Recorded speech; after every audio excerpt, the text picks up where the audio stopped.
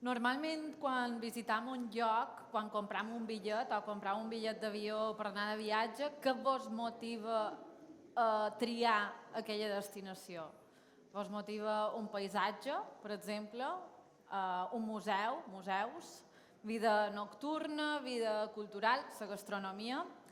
Avui ens plantejam precisament això també. Se pot viatjar només motivats per un producte en concret? Vos imagineu que la resposta és sí, perquè tenim exemples de casos d'èxit i parlarem amb aquelles empreses que han aconseguit precisament això mateix, aconseguir que el seu producte sigui el motiu que atreu a molts de viatgers a un territori en concret. Convidaré, per tant, a pujar a l'escenari a Laura Calvo, directora de comunicació de Flor de Sal d'Estrenc, patrimoni saliner convertit en una marca.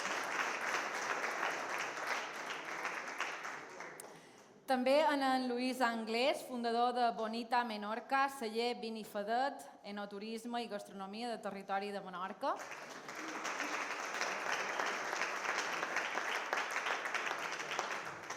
I també en Esther Cardús Llopart, representant de la 6a generació de Llopart, una nissaga vitivinícola que converteix en tradició i territori experiències enoturístiques, ja ho sabeu, d'excel·lència.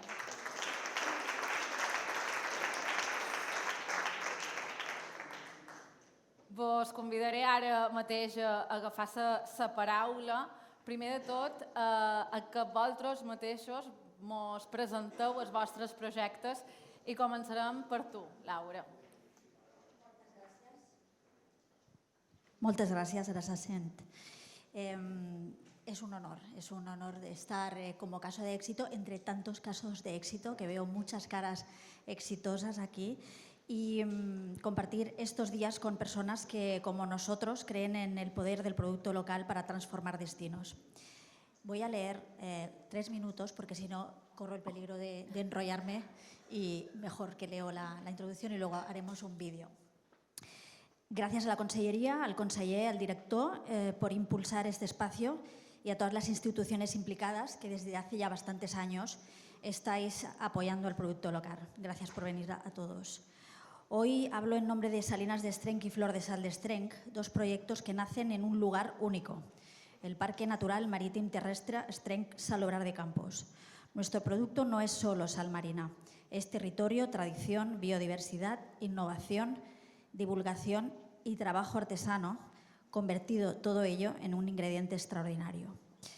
Con mucha alegría por el reciente premio que nos han concedido al mejor producto local de proximitat, me gustaría destacar 5 puntos que definen nuestro proyecto.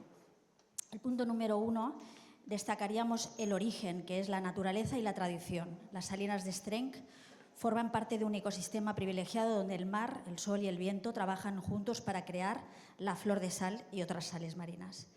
Una sal pura, ecológica, frágil y tan especial que solo puede recogerse a mano. Siguiendo técnicas milenarias, los salineros recogen cada día el cristal, que es el resultado de un proceso lento y natural, un oficio que conecta con las tradiciones baleares, pero con una mirada completamente actual. Sostenibilidad ambiental, sostenibilidad económica y excelencia artesanal. En el punto número 2 quería resaltar la representatividad, que es parte de lo que hacemos en los destinos turísticos. El nuestro es un proyecto que lleva a Mallorca al mundo. Desde Estrenc exportamos a más de 15 países, con presencia internacional desde nuestros inicios en 30. Pero allí donde vamos, llevamos siempre lo mismo. Intentamos demostrar siempre lo que más amamos, que es el origen de nuestro producto, que es Mallorca. Su paisaje, su luz, su gastronomía y sus valores. Hoy Flor de Sal d'Estrenc está presente en grandes cocinas del mundo, en hoteles, en restaurantes, en hogares y también, y muy importante, en las maletas de miles de visitantes que se llevan un recuerdo que estará con ellos durante muchos meses en su casa, la sal de Mallorca. Esa conexión entre el producto local, el territorio y el turismo es una parte esencial de nuestro éxito desde los inicios. En el punto número 3 resaltaríamos la sostenibilidad y el oficio artesano. Aquí haría una referencia a esas cápsulas de identidad histórica que decía el ponente de Málaga en la ronda anterior. La sostenibilidad y el oficio artesano. La sostenibilidad no es un eslogan para las Salinas de Estrenc, es la forma de trabajar que tenemos desde hace casi 70 años, desde 1958, cuando en las Salinas de Estrenc unos jóvenes, 22 empresarios, decidieron tener la emprenduría de reactivar las Salinas de Estrenc. Producimos dentro de un espacio natural protegido por la Unión Europea, un lugar extraordinario donde cada decisión afecta a la biodiversidad. Las salinas son hogar de aves, flora, fauna y su equilibrio depende directamente de mantener viva la actividad salinera artesanal tal y como se está ejerciendo actualmente. Por eso siempre decimos que producir flor de sal es cuidar el paisaje. Cada cristal de sal que cosechamos sostiene un ecosistema, un oficio histórico y una economía local que respeta y protege su entorno. En el punto número 4, y solo queda uno, resaltaría como actividad turística sostenible las visitas a las salinas. Es una actividad integrada, es turismo, es enogastronomía y es experiencia.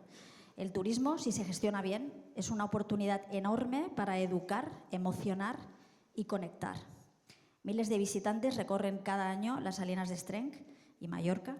En las visitas y talleres no solo ven el proceso, conocen a los salineros, prueban las sales marinas y la flor de sal, entienden su valor cultural y ambiental y viven una experiencia auténtica. Colaboramos con restaurantes, comercios y hoteles que apuestan por el kilómetro cero, el Islas Cero, decía kilómetro Islas, decía nuestro compañero que acompaña, aquí estás. Y lo voy a copiar, lo de kilómetro Islas. Y creando redes entre campo, mar, cocina y destino. Hoy, desde hace ya un tiempo, las experiencias son el nuevo lujo. Todos buscamos emociones, autenticidad y vínculos reales, es que es así. Y ahí el producto local tiene un papel fundamental. La innovación, la comunicación y la proyección internacional sería el último punto. Desde siempre hemos intentado salir fuera. A veces, como en nuestro caso, el tener éxito fuera también te ayuda a tener éxito dentro. La internacionalización ha sido clave para crecer sin perder identidad y participamos en acciones promocionales en Europa, Asia, América y Oriente Medio. Antaño también se vendió algún palet en Oceanía, donde Flor de Sal de Estrenc se percibe como embajadora de la esencia balear. Esto no solo abre mercados, posiciona a Mallorca como destino gastronómico sostenible y apetecible también. Porque el éxito no está solo en el producto, está en la historia que cuenta, está en sus valores y en la coherencia de todo el proyecto. Y resaltaría aquí una frase que todos conocemos, que es que lo que conocemos lo amamos y lo que amamos lo cuidamos. Y conocer un producto en profundidad, conocer una tierra, es amarla y cuidarla también. Si podemos ver el vídeo, entenderemos un poquito el contenido de lo que acabo de resumir. Ah, mira, Catalina, aquí se veu bé la capa de sal. Això, quantes hores necessita perquè pugi aquesta sal? Si els temps mos ajuden, en 3-4 hores se fa la sal. En 3-4 hores se fa la flor? Sense nit no, perquè hi ha un pot d'humitat, però quan és de dia, que llavors comença a fer un poc de vent, si és bo, la banda bona, i el sol és calent, de bon dues, encara. Això és unes 2, 3, 4 hores màxim, està a punt de cosechar. El color també ha canviat, no? És com a més fos, més fort. Pensa que l'aigua aquí, quan t'entreguin les balses, la mà té 35 mil·ligrams de sal per litre i quan estan aquestes balses estan entre 270 i 290 mil·ligrams per litre. Mare meva! Bastant alta. Ara jo. La salinera jove. A veure, anem. La dreta baix, l'esquerra damunt. Sí. Ja fa un poc de teixir de caire i vas caminant. No té la seva... Home, això quan treballem 8 hores cada dia durant un parell de mesos, arriba que varen servir tancats. Ai, mira, aquí està. Arriba fins al cap i el treus. Molt bé. És com relaxant i tot, m'agrada aquesta feina.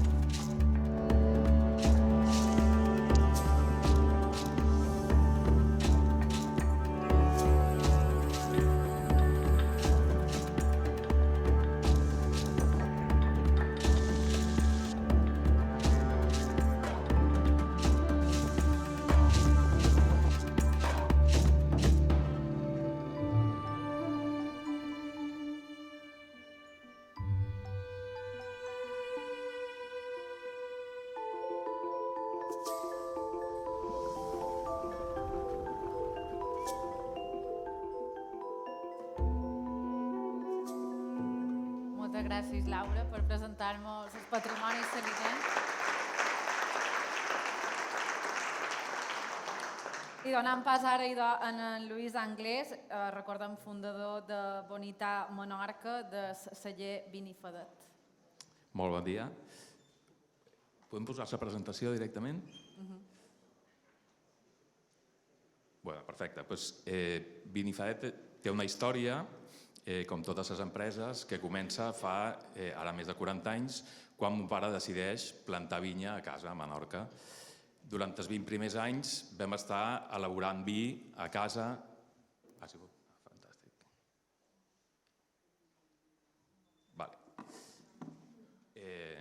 Elaborant vi a casa, per la família, per els amics, no deixava de ser una afició, un hobby bastant intens, bastant car, que amb el temps, al cap de 20 anys, es va convertir en un somni de crear una empresa. Vam trobar un forat de mercat. En aquell moment, estem parlant de l'any 2001, a Menorca no hi havia cellers, a Mallorca en aquell moment hi havia 58 i crec recordar que a Eivissa n'hi havia uns 5. Aquell hobby es va convertir en una empresa i aquí tenen una mica algunes fites d'aquest projecte, començant pel 2004, quan vam sortir al mercat. Els primers anys van ser uns anys dedicats principalment a l'elaboració de vi i a crear un nou producte que no existia, que era el vi de Menorca. Van ser anys difícils perquè crear un producte de zero que no existeix, ara ho estan vivint la gent de l'oli a Menorca i no és fàcil. Convèncer la gent que et tasti, començar a créixer. I el 2011 vam tenir un altre punt important per nosaltres, que és del que venim a parlar avui, que és crear un negoci turístic per donar a conèixer tot allò que estàvem fent, posar en valor tota aquella feina que estàvem fent i, sobretot, crear un canal propi que ens permetés controlar el relat i les ventes d'allò que estàvem produint en aquell moment. A partir d'allà han vingut diferents moments importants per nosaltres. 2011, com us deia, és quan creem el restaurant i impulsam les visites en el celler. El 2014, gràcies a això, vam començar a fer vins que potser no eren tan comercials, que el canal tradicional de la distribució potser no estava preparat per vendre i que en el celler sí que ens permetia donar-los difusió i explicar-los. Després hem marcat el 2021, que és quan neix Bonità Menorca, que és una empresa que hem creat per transcendir Vinifadet. Vèiem que el món turístic ens ajudava a donar difusió a l'elaboració de vi i a partir d'allà vam decidir replicar el mateix model en altres restaurants. I marco 2025, com segurament crec que una de les preguntes és el futur, i el futur evidentment passa per el món digital. Com vam decidir implementar aquest model turístic dins del nostre celler? A través de 4 vies principals. Per un costat, fem visites guiades, que ja les fèiem des d'un inici, però no tan orientades, a través d'un restaurant, on només tenim el nostre vi, evidentment, i també tenim molt de producte local de diferents productors de Menorca. Un espai que nosaltres anomenem wine bar, que és més informal, on la gent pot venir sense reserva, a fer un tast simplement d'un parell de vins, un parell de tapes i donar peu a això, un espai més informal i més accessible. I, finalment, el que són el que nosaltres dèiem experiències a mida, que ja no són només visites, sinó sempre diem que mentre sigui legal i no molestin els veïns, som capaços de fer pràcticament de tot.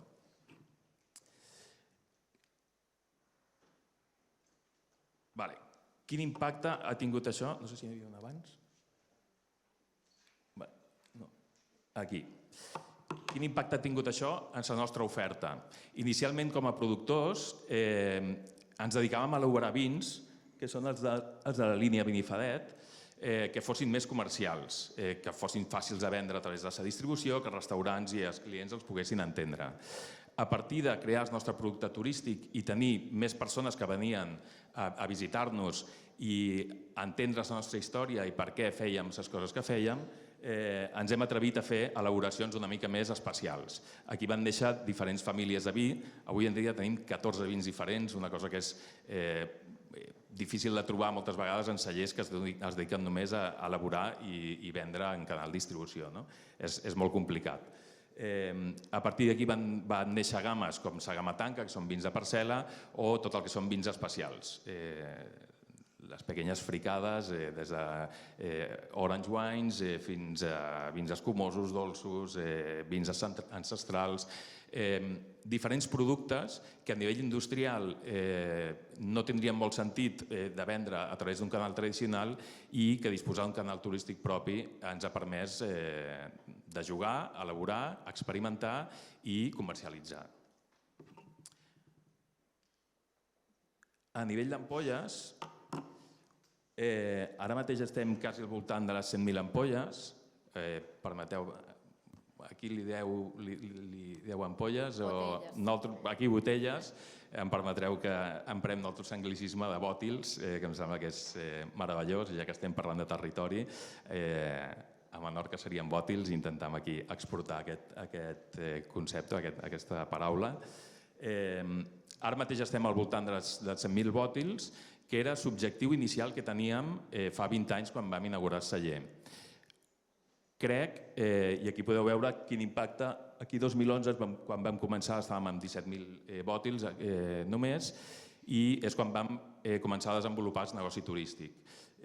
Veient els nombres, crec que l'objectiu que teníem inicialment d'arribar a les 100.000 bòtils probablement hauria estat impossible de no comptar amb aquest canal propi en el qual rebem una afluència tan important de gent. I finalment, a nivell de negoci, des que vam muntar el negoci turístic, que era abans de muntar-lo, les nostres ventes eren 100% vinculades només en el vi i teníem uns ingressos molt limitats que per una inversió tan gran com és un celler i una vinya tan gran com la nostra era pràcticament inviable a nivell de negoci. Ai, perdona. 160.000. En 14 anys, el negoci turístic ens ha permès multiplicar per 15 el nivell d'ingressos i, evidentment, el nivell de benefici que ens ha permès seguir invertint i pagar tot el que havíem invertit fins a aquell moment. És important. Gràcies, Lluís.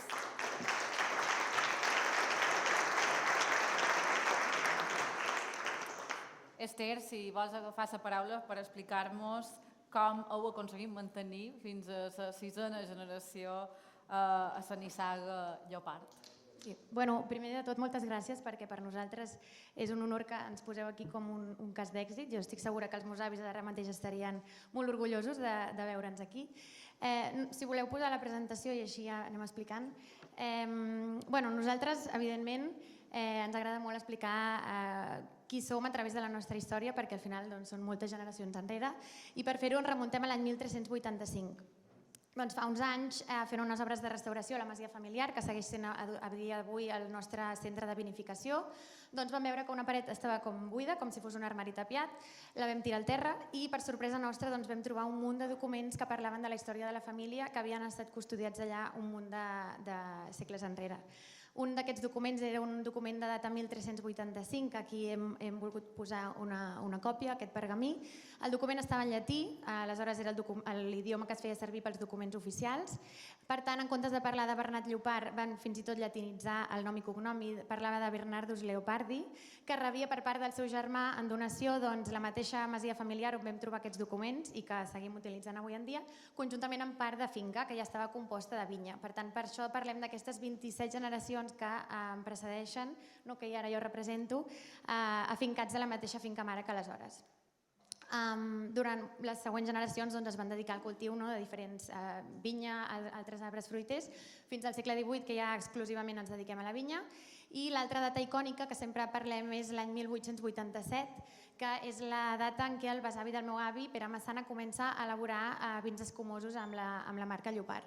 Enfocat al tema que ens toca avui, doncs ens agrada molt parlar de la nostra primera ampolla, aquesta de 1887, perquè l'etiqueta parla molt del que fem i del que som. Al final no deixa de ser un mapa on es representa molt bé ja la masia familiar, tota la part de finca, que és posar en valor aquest territori, aquest paisatge, aquesta vinya, que al final és el producte d'on naixerà, o sigui, que és el paisatge d'on naixerà aquest producte final. Aleshores, les següents dues generacions, per temes de conflicte bèl·lic, de tot el tema de la plaga de la filoxera, es dediquen sobretot al tema de manteniment de finca, replantar, per tal de combatre amb aquesta plaga que va suposar. I és als anys 50 que el meu avi Pere Llopart, conjuntament amb la meva àvia Jacinta Llopart, reemprenen, ells es feien dir com els refundadors, amb l'elaboració d'escumosos. Podríem dir una mica que ells van començar a fer en aquella època no turisme sense ni saber que existia aquesta paraula.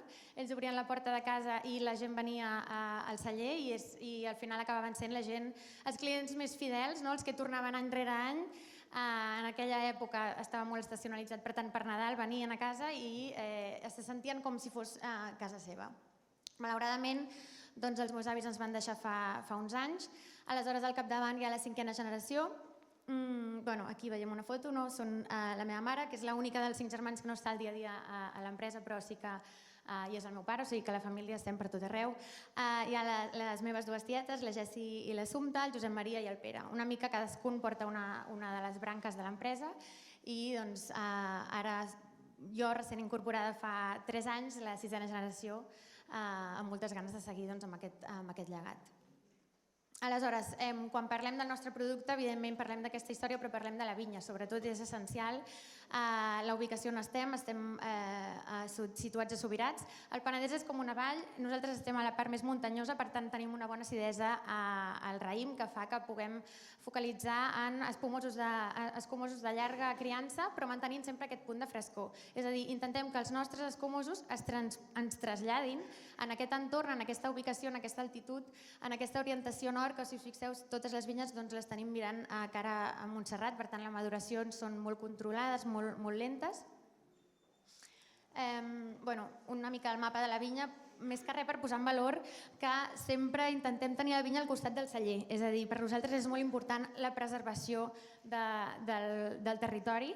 Per tant, si sempre que hi ha hagut algun nou viticultor que ho ha deixat per alguna cosa que no ha pogut seguir endavant, el meu avi intentava recuperar aquesta part de finca per tal d'anar preservant tot el que és el territori del voltant de casa. Són 102 hectàrees de vinya i 400 aproximadament de bosc. Per tant, no és només el preservar aquesta vinya, sinó tot l'entorn i tota la biodiversitat que això comporta.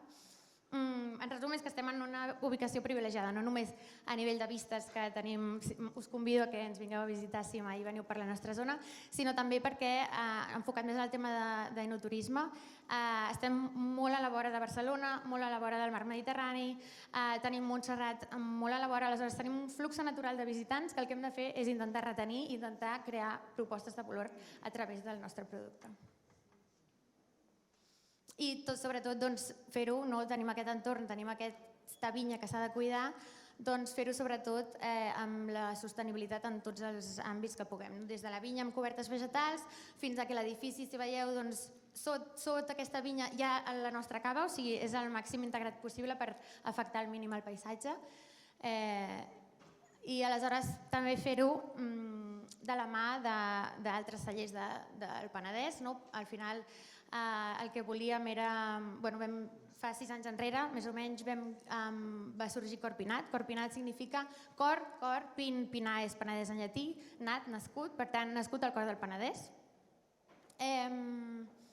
I vam crear-ho amb 5 cellers més. La idea era posar en valor els escumosos que fèiem al Penedès. Per tant, vam crear un estàndard de qualitat dels més estrictes que hi ha en el món dels escumosos. Per fer 4 pinzellades ràpides és tot agricultura ecològica, tot vinificat a la propietat. Tot ho baremem a mà perquè és la millor manera de fer la selecció de qualitat a la vinya. Criances llargues, mínimes de 18 mesos i sobretot la ubicació. Per nosaltres, que els nostres escumosos representin un territori en concret és l'essència de seguir elaborant a casa. A nivell de turisme doncs, fem moltíssimes activitats, ja sigui en època de barema, busquem sinergies amb productes locals, fem els sopars gastronòmics, convidem altres xefs a cuinar a casa i buscar això, un flux de gent i crear propostes de valor sobretot. Treballar sobretot de la mà d'organitzacions, administració i sempre sota el segell de Biosfera de la sostenibilitat en l'àmbit de l'enoturisme. I d'aquí una mica la representació, com veieu aquella primera etiqueta és encara la carta de presentació de tots els nostres escumosos, per tant defineix molt bé els valors que ens han transmès des de casa, que és posar en valor aquest territori, la finca, la vinya i la tradició familiar. Moltes gràcies, Esther.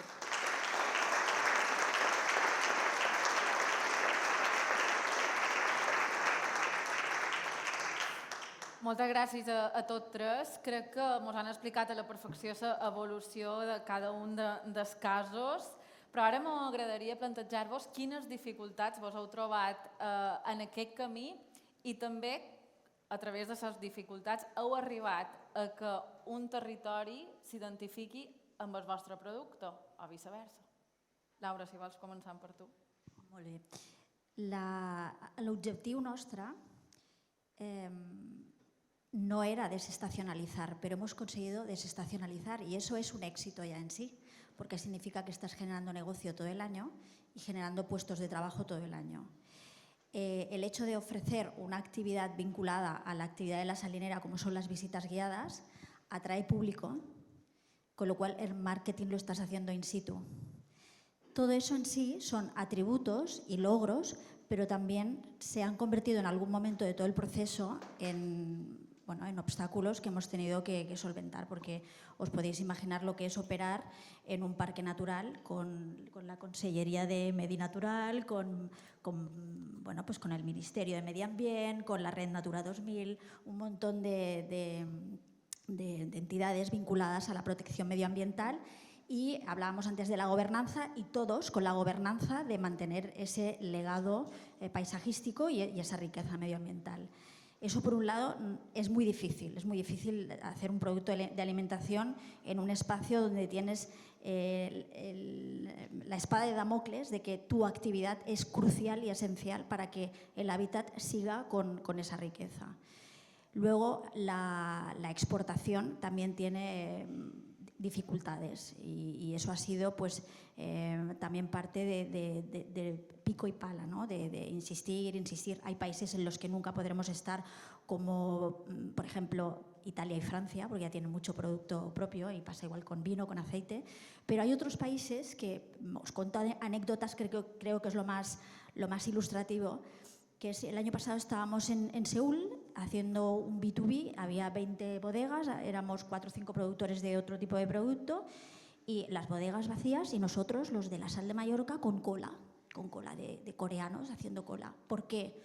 Porque se ha puesto de moda en Corea venir a Mallorca de viaje de novios a casarse y de viaje de enamorados. Y casi todos habían comprado la flor de sal de Strenc como souvenir. Les hacía gracia el packaging, lo ven en muchos sitios. Afortunadamente tenemos muchos clientes con puntos de venta multimarca. Pero simplemente es el éxito en este caso no radica en vender mucho ni en hacer mucho dinero, que creo que es el proyecto que tenemos los tres que estamos en esta mesa redonda. Radica en ser sostenibles económicamente y sostenibles y cuidados por el entorno. Ahora, hace un momento, María Solivellas me decía: es que yo de verdad me he ido a cocinar a Alemania y no sé qué me ha pasado, que la verdura llevaba la misma, llevaba todo lo mismo, pero si no me llevo la sal vuestra, bueno, eso es priceless, que un cocinero, que un embajador de la tierra de donde es el producto te diga eso es que es prueba conseguida de concurso de la tele. Sí, efectivament. Molt bé. Lluís, i de vosaltres quines dificultats heu trobat i com estàu aconseguint identificar-vos amb el territori o que vingui gent a posta a tastar el vostre vi, en aquest cas a Menorca? Bé, pots imaginar dificultats totes, no acabaríem d'aquí a demà, no? d'alguna manera jo crec que la primera de totes, quan estàs creant un nou mercat, un nou concepte, doncs una mica el que deia Ana Maria abans, no? Fa 25 anys li deien, per tu d'on vas? És hora de trobar finançament, és hora de trobar permisos, en el nostre cas, per construir un celler al mig del camp, en un territori que està molt protegit.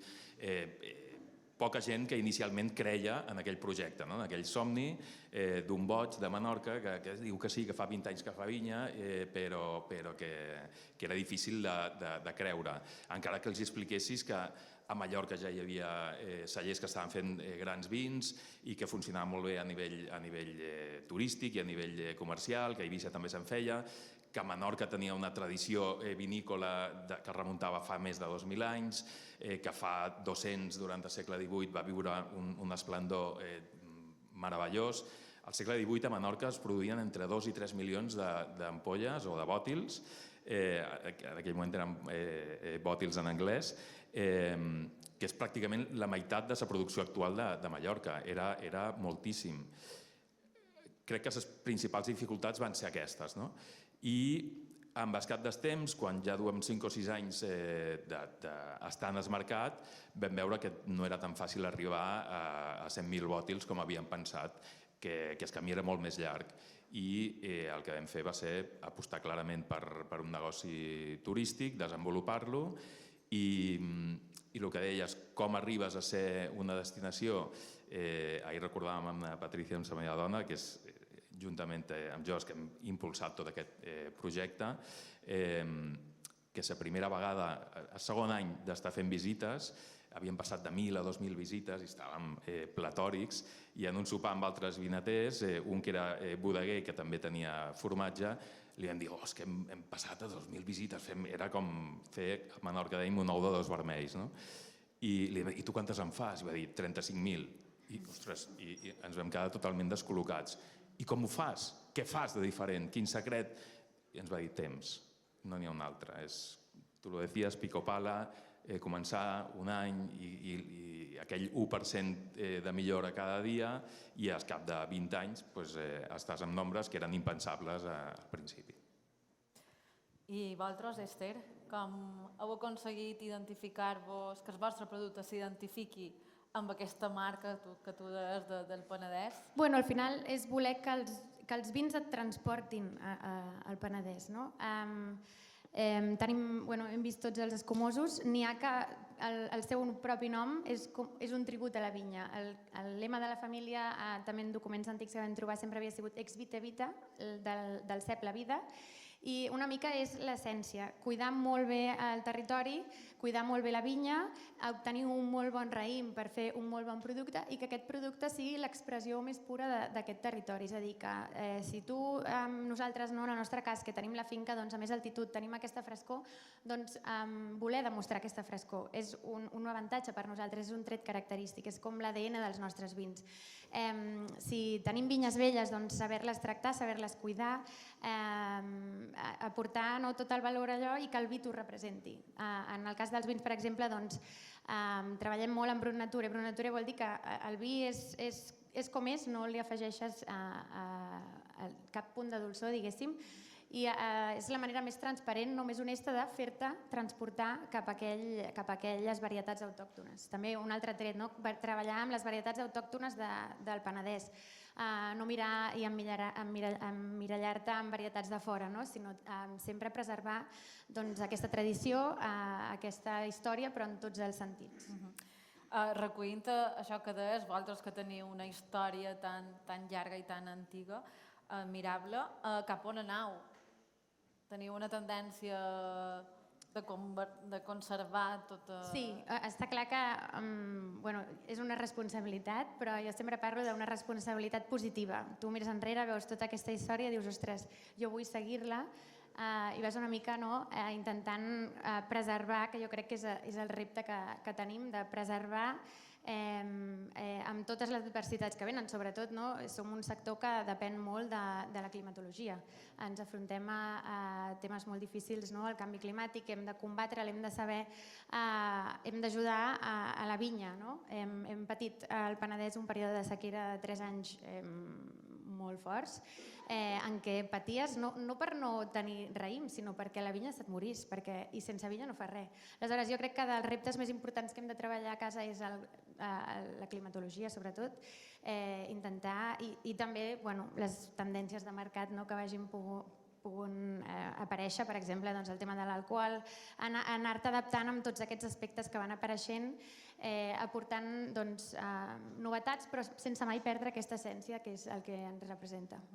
Sense pregunta a en Lluís, perquè compartiu sector, no sé si estàs d'acord de cara al futur, com vos ho plantegeu vosaltres? Sí, totalment. Nosaltres també ja fa un temps que hem començat a treballar en varietats autòctones, creiem que és el camí que hem de seguir i sí, tot el que sigui també pensar en varietats autòctones i maneres de treballar al camp per adaptar-nos al canvi climàtic, segurament és una part important del nostre futur. L'altra part és molt digital, però tot comença a la vinya i allà és on estem treballant de valent. Vosaltres, Laura? Nosotros, además de todos los retos del negocio, del plan de negocio, tenemos también el tema ambiental que nos preocupa mucho, porque en realidad la gente piensa, pues si no llueve y hace mucho calor, vosotros tenéis más sal. No, nos interesa que no haya un viento demasiado fuerte, que no haya demasiada humedad ambiental, que es lo que ocurre cuando hace demasiado calor. Hay unas condiciones climatológicas que son las óptimas para la cosecha de la flor de sal y para la cristalización de las sales marinas, y eso si realmente se aboca a que hay un cambio drástico de subidas de temperaturas o subiera el nivel del mar o tuviéramos tormentas y tempestades cuando no toca, pues obviamente al campo nos afectaría mucho.